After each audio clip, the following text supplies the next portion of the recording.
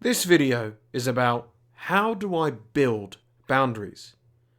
There are 4 fundamental steps to building better boundaries. And the best protection a person can have is courage and healthy boundaries. To find out more, please stay tuned to this video.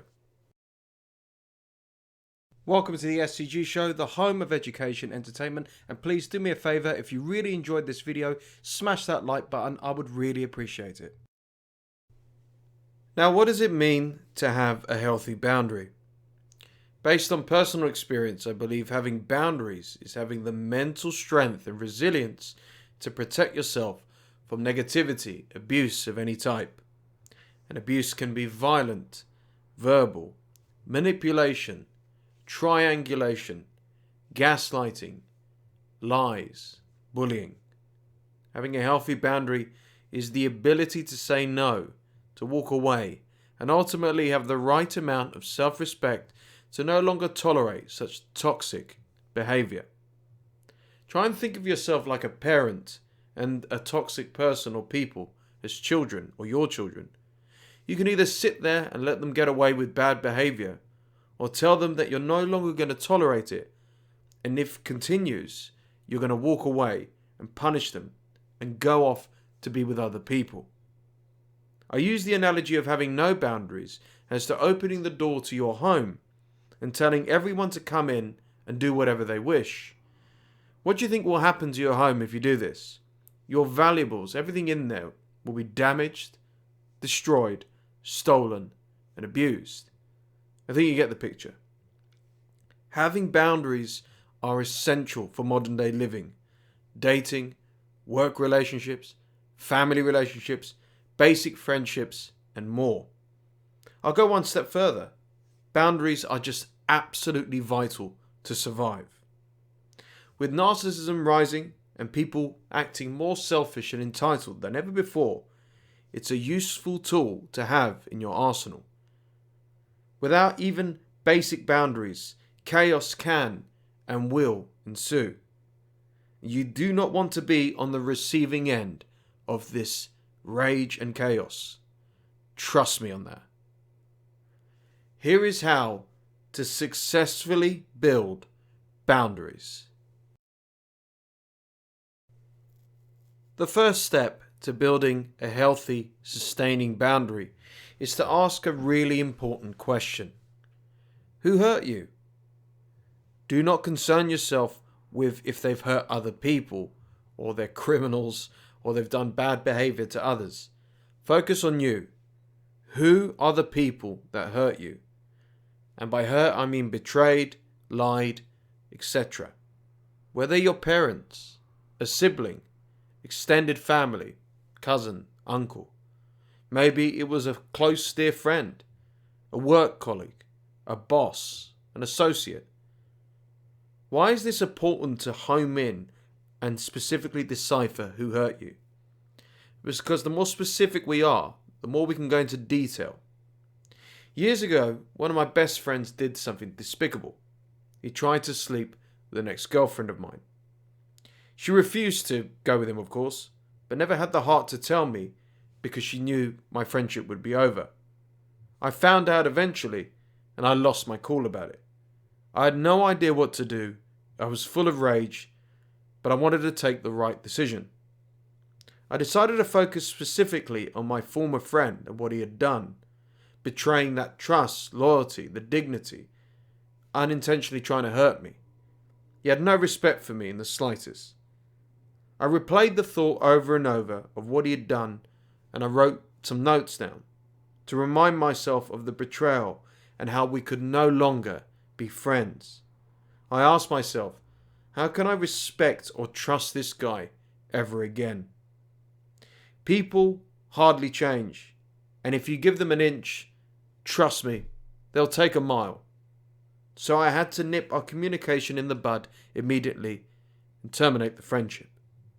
Ask yourself right now, who has hurt you? Please don't forget to hit the like button if you are enjoying this video. The next question. What is specifically hurting you? Is it the sheer audacity that they've done to take advantage of you? The lack of empathy, the disrespect, the humiliation, the utter rudeness, entitlement, betrayal, the selfishness? Only you and you alone know the answers to those questions, and in return, the actual situation you find yourself in. A husband and wife had a problem when it came to their finances a few years back. The wife in question, her brother, always had money problems. He gambled, credit card debt, loads of issues. So the wife kept bailing out her brother with her and her husband's savings without him knowing. Over the course of 10 years, the husband and wife had no more money saved after all this bailing out. The husband had no idea what to do. He wanted to support his wife, but it hurt him badly. He asked himself, who's hurting me? Well, it's my brother-in-law. What is specifically hurting me?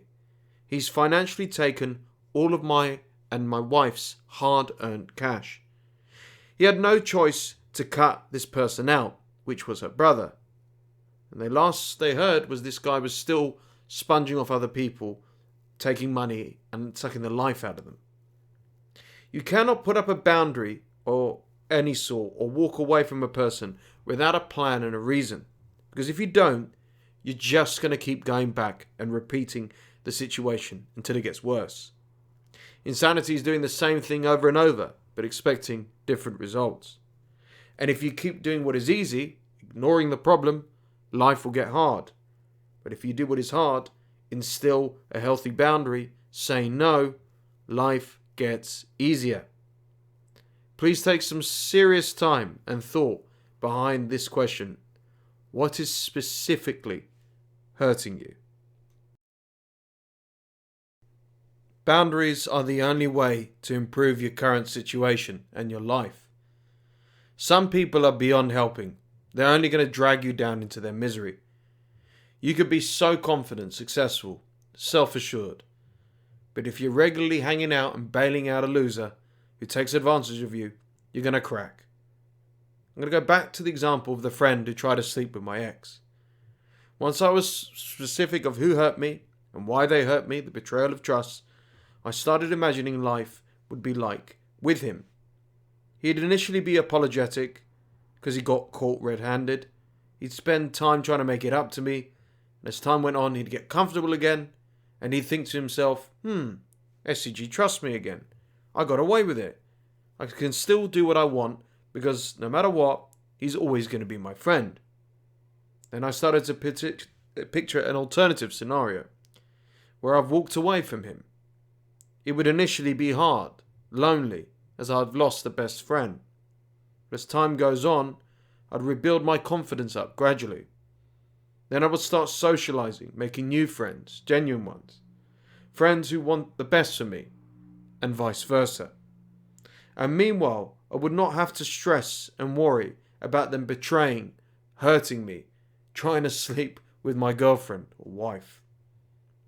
It is not obvious which was smart and logical to do, wasn't it? Because I had to walk away. Once a cheater, always a cheater. Once a liar, always a liar. Once betrayed, you'll be betrayed again. Friends come and go. People come and go. Family is just a title. Life does move on. And the grass, if you take the right decision, is always greener. Instilling a boundary of any sort is the only way. The only way to a better life. Creating a boundary of any sort is like the construction and foundations of any development building. You gotta stand firm. When I cut ties with that friend, I made a list of the reasons why I did so.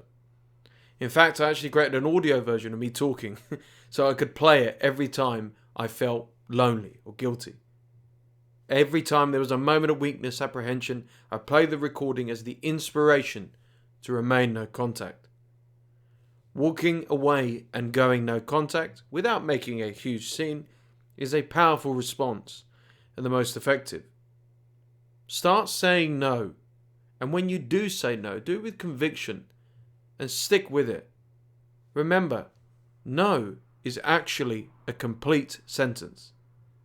99% of people say they're going to do something, try something, make a decision, aka, I'm going to cut this person out of my life, I'm going to divorce them, I'm going to do this. And a week later, they're back together, trying to ignore everything that happened.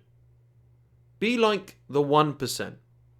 Boundaries are so important to healthy, better, more peaceful living. Remind yourself constantly as to why you have a boundary. Do what I did, make an audio version, write it down. Stick to it, because in the future, maybe even a year later or less, you're going to thank yourself. I sit here now more grateful for every single boundary I've created and upheld since their first inception. So if I can do it, and maybe the people in the comments can as well, so can you. Hey, thanks for watching. Be sure to comment, like, and subscribe. And if you enjoyed this video, here's some more content you might be interested in.